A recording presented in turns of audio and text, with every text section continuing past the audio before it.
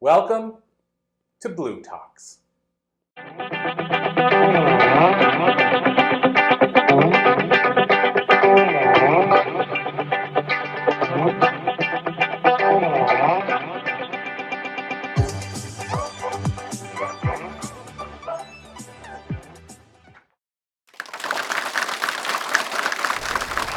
All right, so super excited here to be back with, I think our second last, because I think I'm doing one more interview, our second last interview of the day of the live podcast interview style approach. And so I have Jenna Ross with me here today. And Jenna, we got to hear your talk yesterday, but I want to dive in a bit further. So for those that maybe are watching the interview for the first time or listening for the first time, you've seen my approach now. I'd like to know, just if you can, tell us a little bit about yourself before we dive right in. Absolutely. So I gave my talk on being a serial entrepreneur. I have two businesses, one being Happy Place Property Management, where I help happy people find their happy places in the Halifax area. And so I've been 8 years in business with that business. You've interviewed me in the olden days, back in the beginning, on your podcast. And then I also, out of sheer inspiration, basically woke up one day and there was the Nova Scotian cookie company that was inside me. So I started that company, and the idea and everything started on October 15th of 2021. And so the literacy society that you have, is it the Nova Scotia Cookie Company Literacy Society? Yeah. If it is, can you tell us a little bit about that? So in the beginning, the Smart Cookie Company, we knew that we wanted to give back. So it is a social enterprise business. And so we have people who bake our cookies who are at the Flower Cart Group in New Minas. So they train and employ individuals with barriers to enter the workforce in Nova Scotia. And so giving back was really important, and also celebrating the Nova Scotian culture. And we wanted to celebrate the love of Nova Scotia with the world and celebrate the people, the diversity, music, arts, fashion, basically all of the things, and books as well. So we knew from the beginning that we wanted to do something with I can't even say the word literacy. Literacy. There we go. Might need some help in that area myself. But we started the Smart Cookie Literary Society. Oh my gosh, I think I need more coffee this afternoon. But that is I struggled with it too. So yeah, that's all about. It's all about supporting local authors and supporting their books, and then giving it to organizations and schools and people that we have a lot of immigrants coming. We have children that grew up during COVID. So imagine being in grade 1 and what that experience was like. A lot of people had a mask on. That's the key year that you learn to read. So I'm hearing from people that work in that space in schools are saying you're going to see these children coming up and there's going to be something different about their ability to read. So that's really important. So we are giving back books from local authors to organizations. Yeah. I love that. And when you talk about the difference in kids, it's funny for me, we're dealing with kind of the opposite scenario in this when it comes to reading.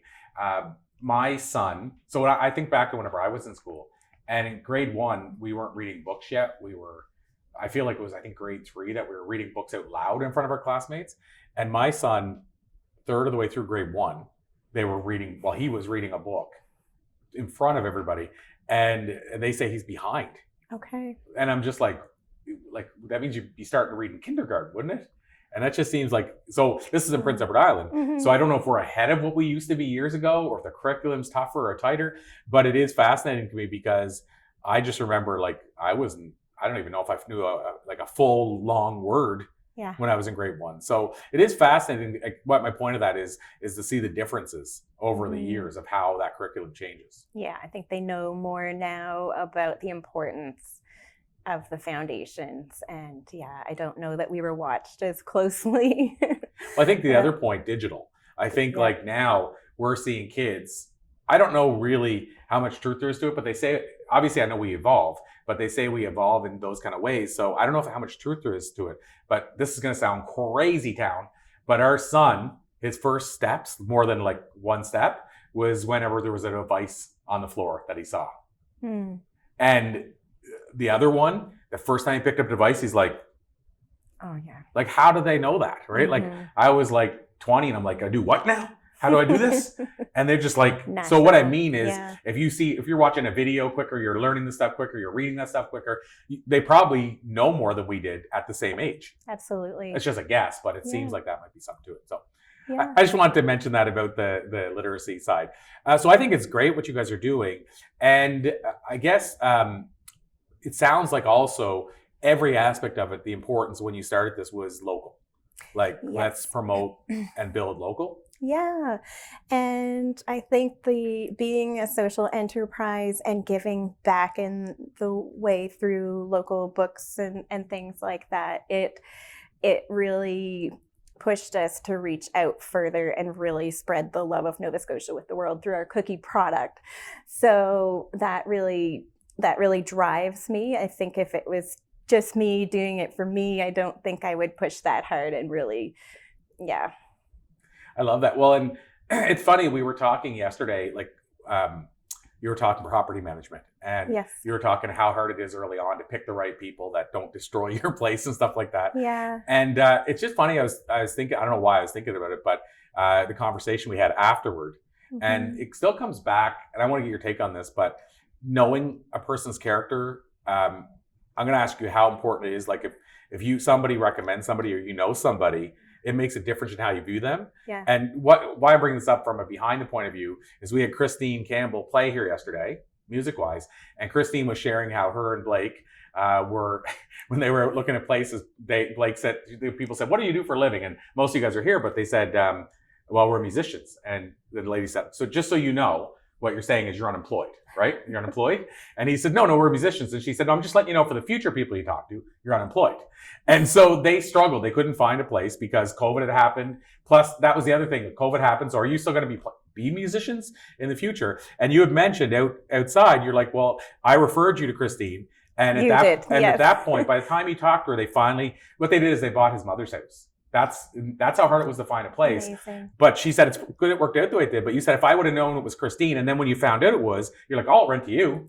Like, I'm a fan of her music, and so definitely I got the email from her and I'm like, oh my gosh, do I have a chance to rent to her? Like, it was different. I was so excited, and definitely said yes, like we'll help rent anything to you because I'm aware of how she makes money. I've seen her perform live, and I support entrepreneurs and people, like just really good people. And I didn't even realize until yesterday, like just how she was here telling that story, and then I'm realizing, oh my gosh, it was you that would have led her to me, to my company, Happy Place Property Management. So it's a small world, and people look out for each other, and when you're a good person, it's wonderful, and you can get connected and people will look out for you. But I do believe through the work that I do with Happy Place Property Management, it's been about the energy of the happy people finding the right place. And, if they need to move somewhere different, we're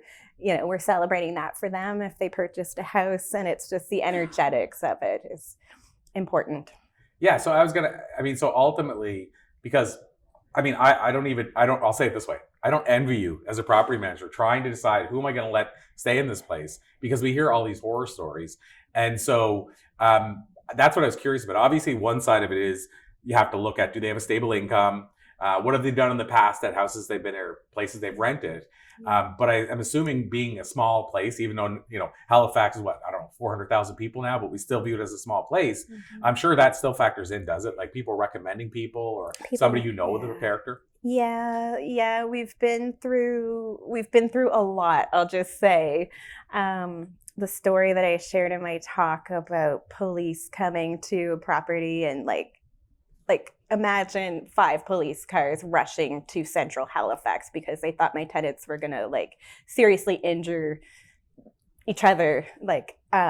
it can be a dangerous place, and I've learned my lessons. I've learned what works for me because I'm an empath, and I got emotionally involved thinking, oh, I can help these people be happy together. And it just was not the space I needed to play in. So only long-term rentals with single family dwellings, like apartments, condos, but houses, but not a 5-bedroom house. So that whole thing, like the struggles you have, and of course, obviously there's times whenever, I think you mentioned, like people were leaving quickly on the first one you had, like because of one tenant. Yeah. But how tough is it to get started in property management? The barrier to enter is fairly easy because my husband and I invested in real estate ourselves. So we had rental properties when I got started, and he referred some clients to me. So I started with some, and I started with some experience. I was very naive as I look back, extremely naive.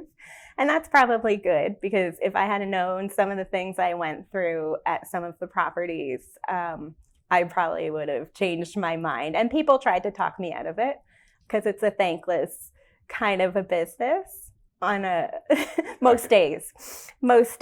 But my joy comes from us showing properties and people, their eyes lighting up and they're placing their furniture. It's really exciting. So that's the part that still lights me up, or being able to help somebody immigrating here and they can't find a place, or organizations that come to us that we work with, and then helping a family home and get settled in Halifax is what it's all about for me. That's what keeps me going there. Yeah. Well, and I mean, obviously a very big theme with what you're doing is local, meaning like local property management. But I'm going back now to the cookies for a minute. Yeah. Obviously two sides. One, how hard was that to get off the ground business-wise? I mean, did you start very small, but the other side to that is how supportive have local people been? So the Nova Scotian Cookie Company, so it's shortbread cookies in the shape of a lighthouse. And most people don't, I don't know anybody who wakes up one morning and is just like, I'm going to start this company and go straight to commercial. But that's me. That's what happened. And the joke is that I don't actually bake, which is a good thing. I can bake, and we always get a chuckle out of that. I used to bake cookies when I was 9 years old, but it's not how I spend my time. But having two girls, they bake cookies in our kitchen and explode it, and they have lots of fun creating that way. But there was a lot of help that I had, and it was through networking and connecting and reaching out to people to say, okay, I met with the marketing team, This Is Marketing, who did Peace by Chocolate's marketing in the beginning. And I knew I wanted to work with them because in my mind, they're incredible, and they did great things with Peace by Chocolate. And I just had a connection to Neil, the owner. But Neil sat with me and he said, do you have any experience with consumer packaged goods? And I just sat with myself for a minute and was like, no, is this a barrier to entry here? Is there a PhD that I'm supposed to get? I don't know. And he just kind of let that aside. And I know that he's been happy with how everything has gone, the success and everything like that. The next most important thing for us was to get connected to a co-packer, someone with a commercial kitchen to bake our cookies. And so that ended up being the Flower Cart Group. And it just happened that there was a product moving out and there was a space for us, because I can tell you for sure, there's no way we would be able to afford to have our cookies co-packed. And there's very few co-packers, and the ones that are around are expensive, and for a reason, right? So. And as far as so now that you've opened up a whole new can of worms about the fact that you don't bake cookies that often and that kind of thing. So how did you guys ultimately choose the cookie? And what I mean by that is, were there taste testers? Were you literally going, that's the cookie that represents Nova Scotia? We knew we wanted it to taste delicious. That's a good starting point. So yeah, and so there's shortbread cookies. We have 3 flavors. We have mini chocolate chip, and we have original, and we have blueberry. And we hired a pastry chef to make the cookies. So she made them in her kitchen originally, and then we would roll them out. And before we had our mold for our cookie depositor, we would be cutting it out in the shape of a lighthouse and things like that, and taste testing them. And we knew that we wanted them to be delicious. That was important. So then we had a delicious cookie with beautiful marketing, and we were good to go. I like that. A delicious cookie with beautiful marketing. That's I think, a good summary of launching a cookie business. Yeah. And I do share that our company and the idea came after the Honolulu Cookie Company, based out of Hawaii, and they've done some amazing things. They have a shortbread cookie in the shape of a pineapple, and that you can find in Costco, and it's global. And when you go to Hawaii, they have full stores of all their flavors of cookies. So we loosely got the idea like, oh, this is interesting, but shortbread is more Nova Scotian than it is Hawaiian. And of course, they use like different things like macadamia nut and pineapple. And we weren't trying to be them. We're totally different. Our model is completely different. But that original idea of, okay, take a shape and make it more like a tourism focused cookie. Yeah. So as we start to wind down, I'm jumping between both businesses you're involved in, but how far do you think the cookie company could go? I mean, and the could is a relative word because it could go to the moon and back, right? But I mean, I'm just wondering where you visualize it. Honestly, Corey, I think there's no event in the world that our cookie company, our Nova Scotian Cookie Company cookies don't belong. Like, I feel like we could go anywhere in the world. It's not like they're going to pay me to be at the event necessarily, but like it's wide open. And I just didn't realize the amount of possibilities that there would be out there for us, because people love Nova Scotia, and people also love, the story and the idea. And a lot of people, men in particular, that aren't gluten-free, that can eat gluten, Touché. love cookies. A lot of cookie monsters out there. Yeah, and there are cookies that are gluten-free, but you have to really search. Yeah. So the other side then, the fact that it could go anywhere. One of the things that I could see being big business, and you can correct me if I'm wrong, would be getting in with the different destination places, event places that actually they're trying to attract events to places. Yeah. I would feel like, is that a potential big market? Like in Prince Edward Island, I forget what it's called now, but we have a place and that's what they do. They manage any event that comes here. They try to get them here, get them there, and try to roll it the red carpet and all that kind of stuff. And I know it's Destination Halifax here is one of the places where they try to bring events here. So I would think that what a great fit of having like delegate bags with your cookies in them.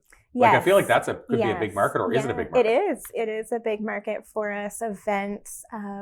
We're at the Pavilion 22, the cruise ship terminal with cruises coming in. We're sold in the market there. We're on the tall ship Silva sales that go out through ambassadors for mostly cruise ship passengers. We're on ferries. We're at the airport.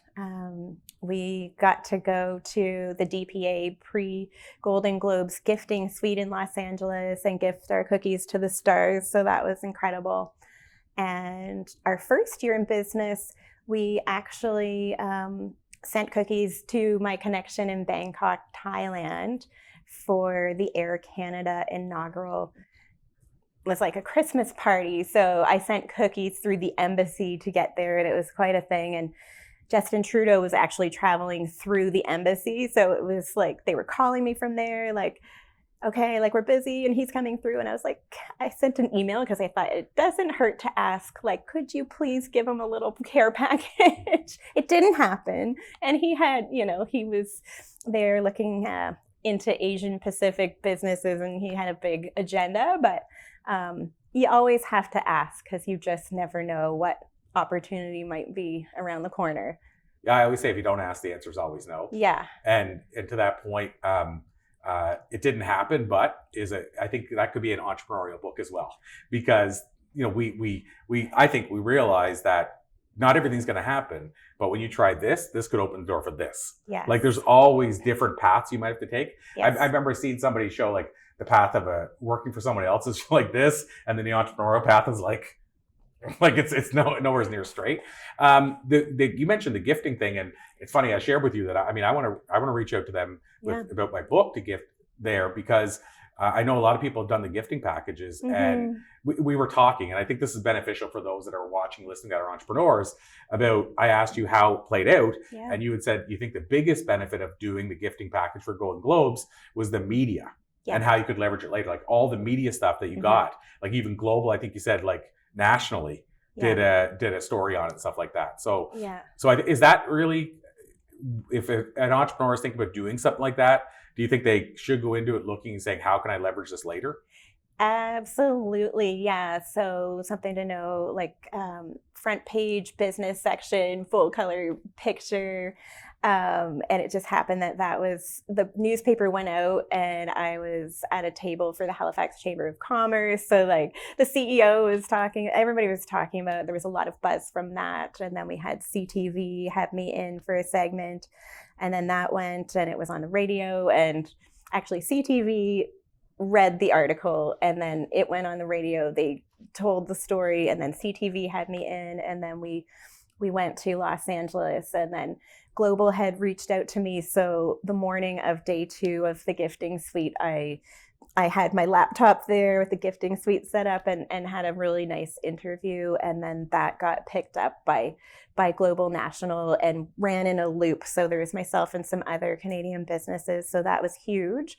And then at the gifting suite, it was Entertainment Today came through, Netherlands TV, NBC did the whole gifting suite. And then it ended with my cookies in a segment with Natalie. And I think I'm forgetting some of them, but it was really good. And then from there to leverage the connections, and I had multiple articles written into the spring, people picking it up, and then you just kind of ride the momentum.